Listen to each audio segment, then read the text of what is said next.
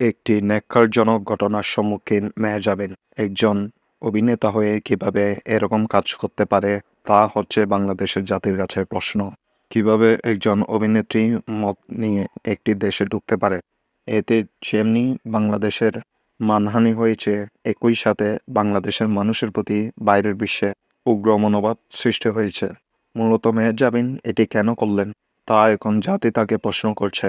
বিমানবন্দরে যিনি দায়িত্বপ্রাপ্ত কর্মকর্তা ছিলেন, ওসি সালাউদ্দিন, তিনি জানান মেহজাবিনের এই কাজ যেমনি বাংলাদেশের সুনামহানি করেছে, একই সাথে এটি বাইরের দেশেও প্রচার হয়েছে। মেহজাবিনের এই কর্মকাণ্ডের জন্য তাকে খুব শীঘ্রই আইনের আওতায় আনা হবে বলে জানান ওসি সালাউদ্দিন। একই সাথে তিনি জানান, আইনের কাছে সবাই সমান, সে যেই হোক। বাংলাদেশের ভাবমূর্তি নষ্ট করবে, আইনের বাইরে যে কাজ করবে, এরকম চলতে দেওয়া হবে না।